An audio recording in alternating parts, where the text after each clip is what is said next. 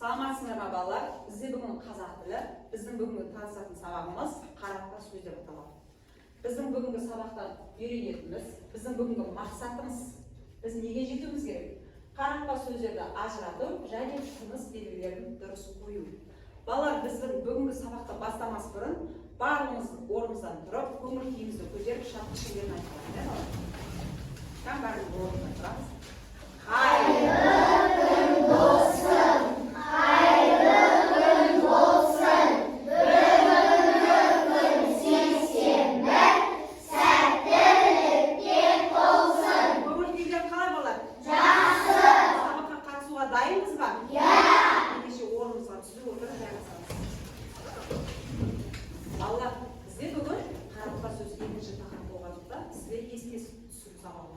Біздің бүгінгі сабағымызға ертегі кейіпкерлері келді көптеген.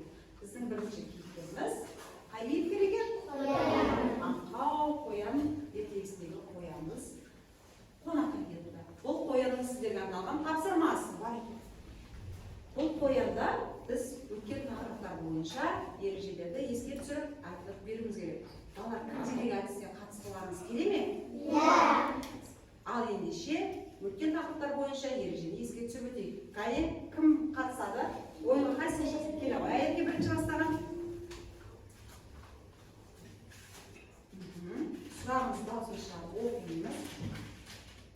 Мәтін дегеніміз не? Мәтін дегеніміз белгілі бір ойды білдіреді. Жарайсың. Тамаша. Тағы келесі ойынға кім шық? Әйелге бірінші көтеріп қойып келе ғой әйелге. Айкөркем. Келіңіз. Мына жерде көптеген түстер бар. Қалағаныңызды алыңыз.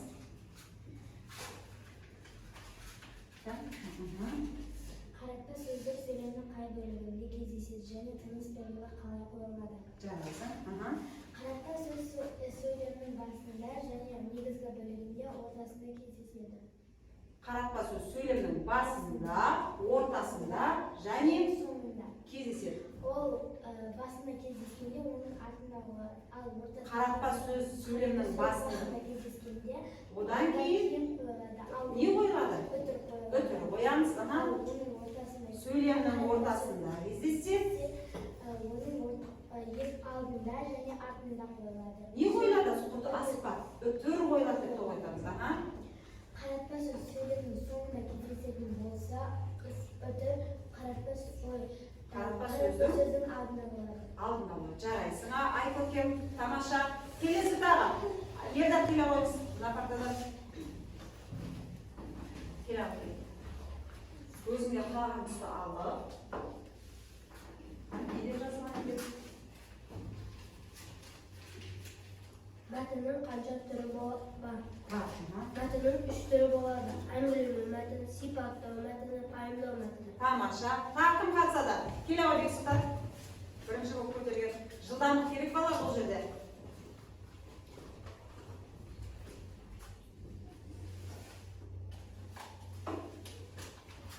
Сұрағымыз болған жеріңіз. Қаратпа сөз дегеніміз не?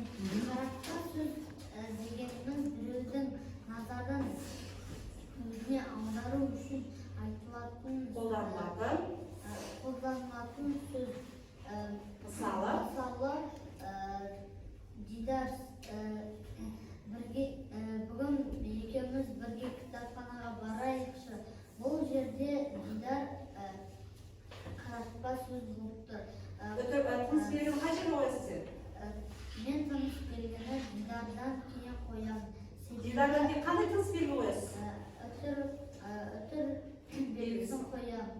Себебі ол қаратпа сөз. Қаратпа сөзден кейін үтір қойылуы керек. Тамаша, жарайсың. Тағы кім қатысады ойынға? Айса келіңіз. Жылдамдық таныс келе ғой.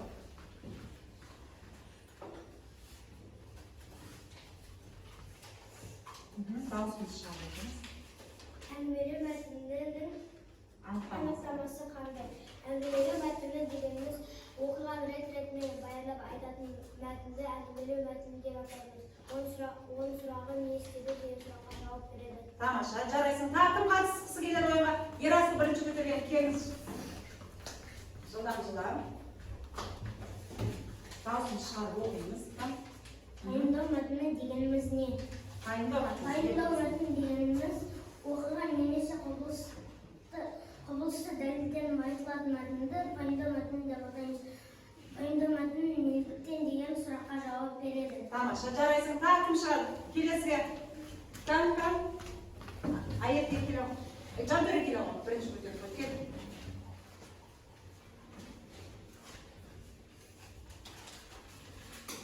Мәтіннің тақырыбы дегенімізде мәтіннің сөз болатын басты мәселе. Мәтінде сөз болатын басты мәселе. Тамаша. Тағы Айзере келіңіз. Соңғы сұраққа келіп қалып. Сипаттау мәтіні дегеніміз адам табиғатты жануарды сипатталатын мәтінді сипаттау мәтіні деп атаймыз. Сипаттау мәтінінің сұрағы қандай деген сұраққа? Қандай деген сұраққа жауап береді. Балалар, қоян кейіпкеріміз сіздерге көп рахмет айтып жатыр. Барлық сұрақтарға жақсы жауап бердіңіз. Тамаша. Ережелерді жаттап жүрген балаларға бір от шашу әдісімен мадақтап қояйықшы балалар. Балалар, енді біз оқулықпен жұмыс жасаймыз. Оқулықтың 42-43 бетіне назар аударыңыздар. Біздің бүгінгі қаратпа сөз, бұл біздің екінші тақырып болғаннан кейін, біз бүгінгі сабақта қаратпа сөздерді не істейміз? Еске түсіріп өтеміз. Енді 5-ші жаттығуға қараңыздаршы. Не дейді? 5-ші жаттығуда өлеңді мәнерлеп оқы, өлеңдегі қаратпа сөзді тап. Өлең мазмұны бойынша сұрақ қой дейді. Балалар, сіздер өлеңді мәнерлеп оқисыздар, өлеңнің ішіндегі қаратпа сөзді табасыздар, және де сол өлең бойынша сұрақ құрастырасыздар. Түсінікті ғой балалар? Тапсырманың шарты түсінікті ма? Ендеше өлеңді 1 минут уақыт беремін сіздерге. Өлеңді жақсы оқып алыңыздар. Оқып алыңыздар.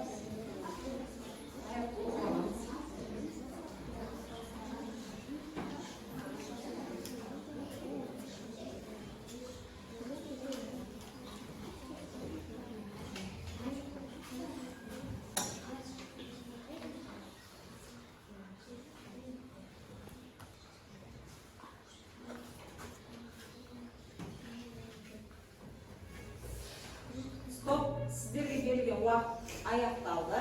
Кәнеке, өлеңді кім мәнерлеп оқып береді маған? Кім ашық микрофонның әдісі бойынша бағым бірінші көтер. Өлеңді мәнерлеп оқимыз. Микрофоныңызды алдыңызға алып, кітапты қолыңызға алыңыз. Дауысыңызды шығарып, мәнерінен оқимыз. Айта ғой. Бірген келеміз балақай, алақай, ат жас көреміз балақай, алақай, ағаш барамыз балақай, алақай, кел атай. Кел ағаш. Кел ағаш жарамыз балақай, аяқай. Тамаша, жарайсың. Оқу техникамыз өте керемет. Мына қатардан Айзел оқимын дейді. Қанеке бастаймыз? Бірген келеміз балақай, алақай, ат жас көреміз балақай, алақай, ағаш барамыз балақай, алақай, кел ағаш жарамыз балақай, аяқай. Аяқай. Бүлдірген тереміз балақай, алақай. Бұл қандай көңіл күймен айтып тұр? Көтеріңкі, яғни қуанышты көңіл күймен айтып тұр екен, иә? Балалар, енді өлеңді мәнерлеп оқыдық. Осының ішіндегі өлеңде қай сөз қаратпа сөз отыр? Балақай. Тамаша. Оны қайдан біліңіздер?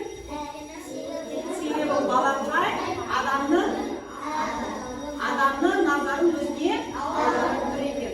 Ал енді осы өлең бойынша кім сұрақ құрастыра алады? Саятхан айта ғой.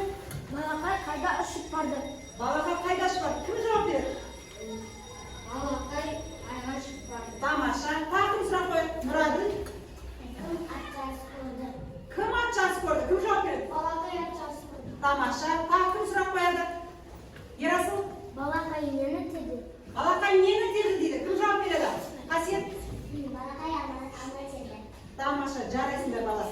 Балалар, енді біздің келесі жаттығуымыз 6-шы жаттығу. 6-шы жаттығуды не істейді? Бәрімізді мұқият қарайшы. Сөйлемді қаратпа сөзбен толықтырып жаз. Қанеке? Балалар, келесі біздің тапсырмамыз 6-шы жаттығу болады. Бұл тапсырманы біз дәптерде орындаймыз.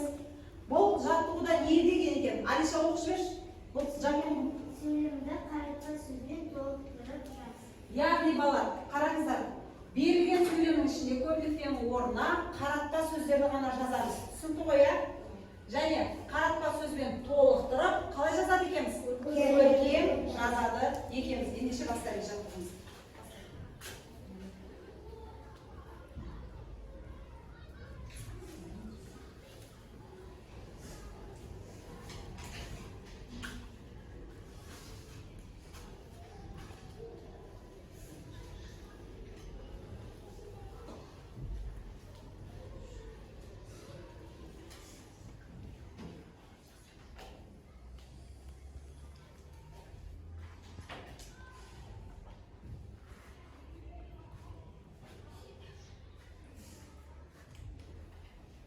Балалар, тапсырманы орындаған, тапсырмаға берген уақытымыз бітті. Енді мына тапсырмаға қарап, өздеріңізбен тексеріп, егер де қайсыңдікі дұрыс болса, бағдаршам түсімен бағалаймыз, бізде жасыл түске белгі қоясыздар. Ал егер де сіздерде бір қате болса, қай түске қоямыз? Сары түске. Екі немесе үш қате болса, қандай түске қоямыз? Қызыл түске. Енді өздеріңіздің жұмыстарыңызды тексеріп, кімдікі дұрыс орнымыздан тұрамыз.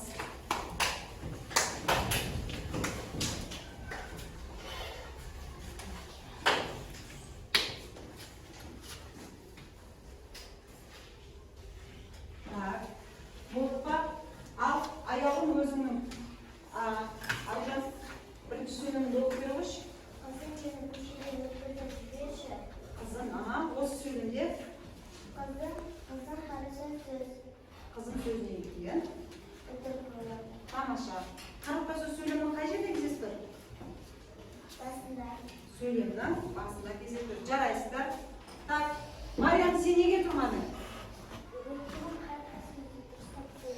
Қарапқа сөзді дұрыс қолданбадың, жарайсың. Қандай белгі болды? Қандай түсті аласың сен өзіңе? Қызыл түсті, жарайсың. Жая, сіз неге орныңызда тұрмадыңыз? Қарапқа сөзден кейін тыныс белгіні қоюды ұмытып кеткен дейсің ба? Жарайсыңдар. Так, Айзера, бір сөйлеміңізді оқып жіберіңізші. Я, Дарина, оқып жүрсің бе? Осы сөйлеміңізде қарапқа сөз қайсысы? Дарина. Тыныс белгіні қай жерге қойдыңыз? Өтірмейсіз. Даринаның алдына және артына. Дарина сөздің алдына және одан кейін қойдыңыз, иә? Өтір белгісін қойдық. Гүлжайна, екінші сөйлемді оқып жіберіңіз. Ол сөйлемде қызым қарапқа сөз, қызының алдында өтір қойылады. Себебі ол қарапқа сөз сөйлемнің соңында кездесіп тұрған. Жарайсыңдар балалар. Орнымызға тұрыңыз, тамаша. Жарайсыңдар. Ал балалар, біздің келесі тапсырмамыз жұптық жұмыс. Ойлан, жұптас талқыла әдісі арқылы жүзеге асады. Балалар, бізге тағы ертегі кейіпкері кім келді? Қызыл Келбек. Қызыл Келбек сіздерге өзінің арнайы дайындаған тапсырмасы бар екен. Бұл тапсырмада сіздер берілген сөйлемдерді, сіздерге сөйлемдер берілген. Соны қарапқа сөзге айналдырып жазамыз. Түсінікті ма балалар? Бұл жұптық жұмыс. Сол үшін екеуіңіз бірге орындайсыздар. Ал барып жамбен. Аяқ екеуіңіз орындайсыз. Аяқ орындайсыз. Ашып бірлесіп жұмыс жасаймыз. Аяқ. Индилар берді алыр. Мұрады алыр. Ержан. Алыр. Бірлесіп жұмыс жасаймыз. Әлішан. Аты жөндеріңізді жазыңыздар карточкаға.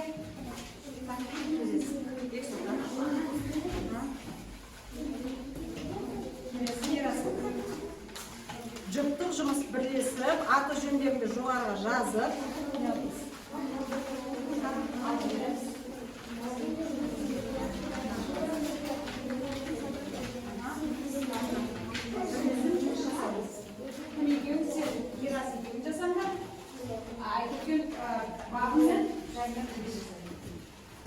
Ал балалар, сіздерге бір мен уақыт беріледі. Бұдан жатамыз. Сөйлемді мұқият оқимыз және оны қаратпа сөзге айналдырамыз. Аты жөндеріңізді жазыңыздар.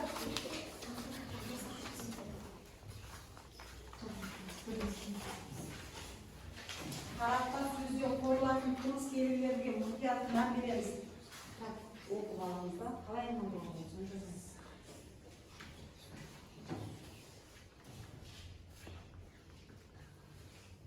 бұл жұптық жұмыс болғаннан кейін екеуің бірге бағаланасыңдар. Бұл тапсырманы да сіздерді бағдаршам әдісі арқылы бағалаймыз.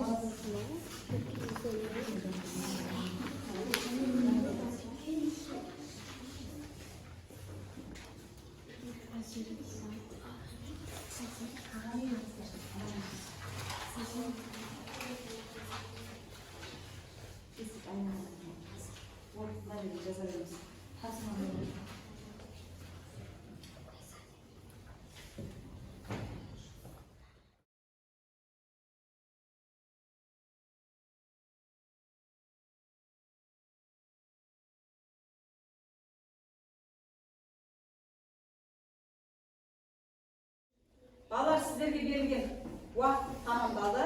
Қазір бәріміз назарымыз бері қараймыз. Болғандарыңыз болса, орныңыздан тұрамыз. Кімдер тапсырмасын тұрамыз. Бұл жұптық жұмыс, балалар, топтық жұмыс емес. Бұл жұптық жұмыс. Жарайсыңдар. Так, жатырек, оқып жіберші өзің. Анашым ауылға барамыз ба? Бұл жерде қаратпа сөз анашым болып тұр. Мен анашым сөзден кейін үтір қоямын. Жібек, сен зообаққа барасың ба? Бұл жерде қаратпа сөз жібек болып тұр. Өйткені ол қаратпа сөз. Мен одан кейін жібек сөзден кейін үтір қоямын. Жарайсыңдар. Мына топтағы барлық баланың тапсырмасы дұрыс. Сіздерге жазып ұсты бағдаршамның үстіне белгі қойыңыздар. Мына тақтада бақ неге орныңыздан тұрмай жатсыз? Не алдыңыздар? Не дұрыс болмай тұрсыздар да?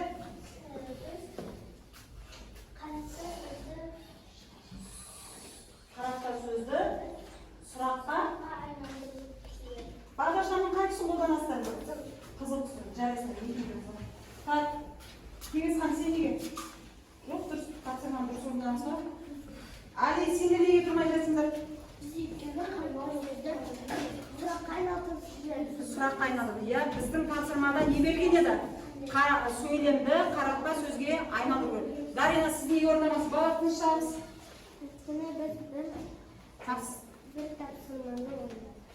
Тапсырманың біреуін ғана орындап дейсіздер ма? Қандай түсті қолданасыздар? Сары түсті қолданамыз, е? Жарайсыңдар. Оқи қошқан бір сөйлеміңді. Анашым ауылға барамыз дейді. Бұл сөйлемде қайсысы қаратпа сөз? Анашым. Анашым. Сіздерге қанша сөйлем берілген еді? Екі сөйлем берген. Қандай белгіні қолданасыздар? Сары белгі. Жарайсыңдар. Так, Қасет, Алиша оқып жіберші. Анашым бүгін ауылға барамыз ба? Бұл жерде қаратпа сөз анашым сөзінен кейін үтір қойылады. Тамаша, жарайсыңдар балалар. Өте керемет. Өздерінің алған бағаларыңды біліп отырсыңдар. Ендеше бағалау қарағына өз бағаларыңызды қойып тастаңыздар. Жарайсыңдар. Отыра қойыңыздар балалар. Балалар, тапсырманы орындап кішкене шаршап қалған боларыңыз, иә? Ендеше орныңыздан серік балаш. Бәріміз орнымыздан тұрамыз.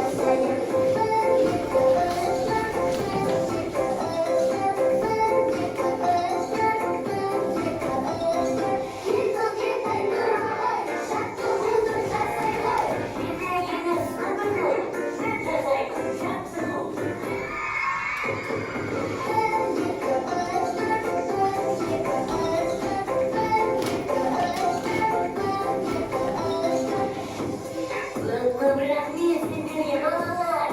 Kendinize әрдайым жасайтын сау болыңыз. Жаттығу жасауды ұмытпаңыздар. Тамаша. Жарайсыңдар балалар. Орныңызға отырып жаңағы. Сен алдық па? Иә. Қараңдаршы бізге. Енді қай ерте кейіпкерге Алдағы көше.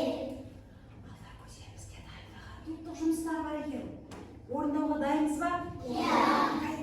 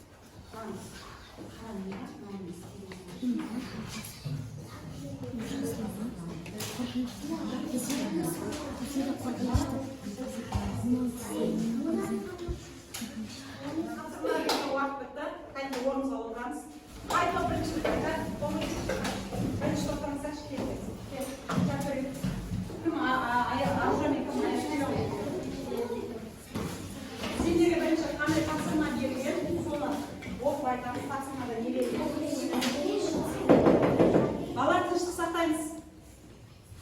Бізге берілген мәтінді оқу, мәтіндегі сәйкес келетін тақырыпты анықтау, оқиға сәйкес мақал-мәтелді айт. Оқиғаға сәйкес келетін мақал-мәтел айтыңыздар деген, иә? Ал тақырыпқа қандай? Біз мәтінге екі дос деген тақырып қойдық. Себебі мәтінде екі дос туралы айтылған. Осы тақырыпқа мынандай мақал-мәтелдер жаздық. Досы жоқ адам ең кедей жан. Дос басқа қарайды, дұшпан аяққа қарайды. Тамаша. Ағаш тамырымен мықты, адам досымен мықты. 100 теңгең болғанша 100 досың болсын. Тамаша. Кәнеге бірінші топта от шашып айтыспен бағалымыз. Өте керемет жұмыстарымыз. Орнына отырамыз. Так, екінші топ дайынбыз ба? Берілген тапсырмамызды оқимыз. Бірінші сіздерге қандай тапсырма берілді, соны оқимыз. Балалар, тыныштық сақтайыншы. Бастаймыз. Бізге берілген мәтінді оқы,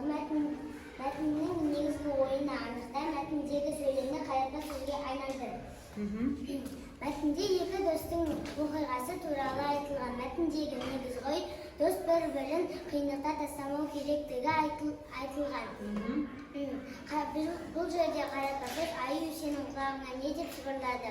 Біз бұл сөйлемді қаратпасөзге былай айналдырдық. Досым, аю сенің құлағыңа не деп сыбырлады. Бұл жерде қаратпасөз досым болғыз және досым деген сөзден кейін мен үтір қоямын. Себебі ол досым деген сөз қаратпасөз басында келіп тұр.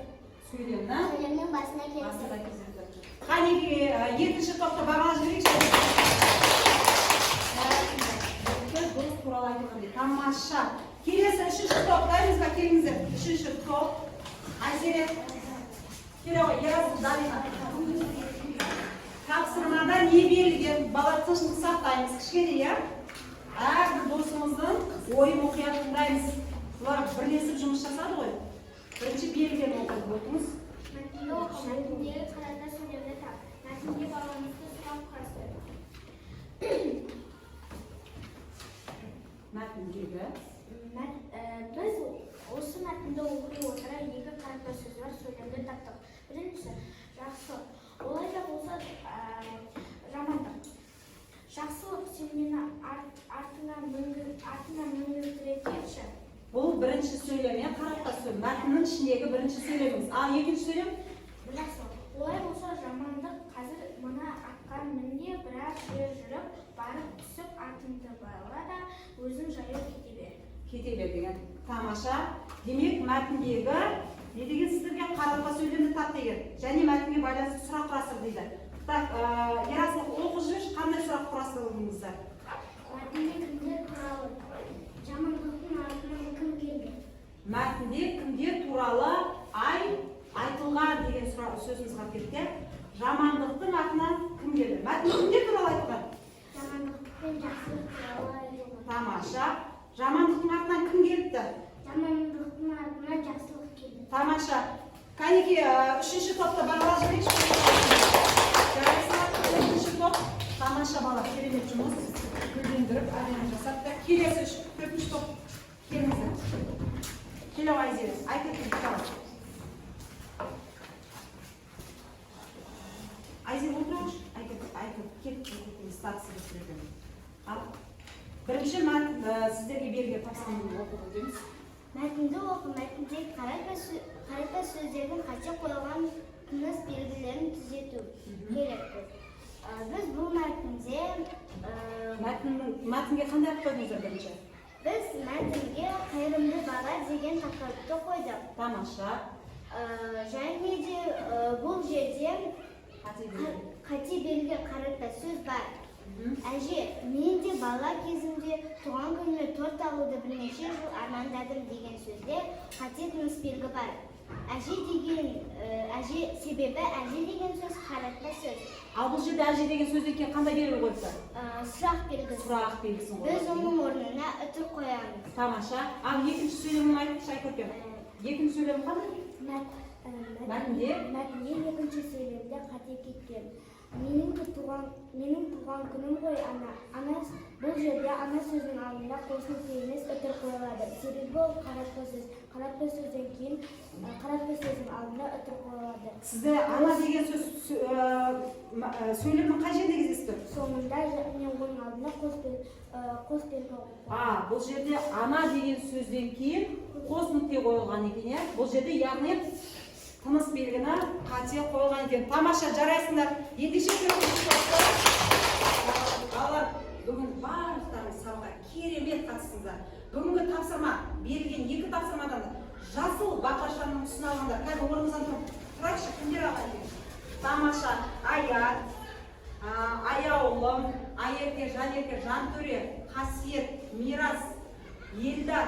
Тамаша, Айзере, Бексұлтан, Алиша, Жолдасбек Айзере, Гүлжайна, Айкөркем. Өте жақсы сабаққа барлығын жақсы қатыстыңдар. Соның ішіндегі екі тапсырманы дұрыс орындаған бала. Сіздерге қошемет айтамын. Енді бір сарысы бар оқушыларымыз бар ма? Тұрайықшы, бір сары бір жазып алған оқушыларымыз. Бір қате кетірілген. Ерасыл, Аяулым, Нұраділ, Мариям. Ерасыл неден қате кеттің Дарина екеуі? Яғни тапсырманы қателерін білесіңдер ме? Сары түсті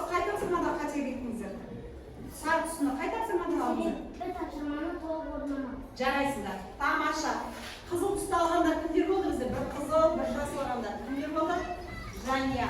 Сіздердің неден қате кеттіңіздер? Қайтарсың маған? Жұптық жұмыста қателесіп жарайсыңдар. Отыра ғой. Ардайым келесі сабақта балалар осы қателікті біз қайталамауға тырысуымыз керек. Енді біздің бүгінгі кері байланысымыз балалар. Бүгінгі сабақта үйрену деген балалар сары түстіні аласыздар. Сіздерде тапсырма қиын болған балалар күлгін түсті аламыз, яғни сұр түсті аламыз. Қолынан келді дегенде ашық сары түсті аламыз. Жарай ма балалар? Екі партадан бір күнде келіп орын алып, мына жұтымда барып жазсаңыз.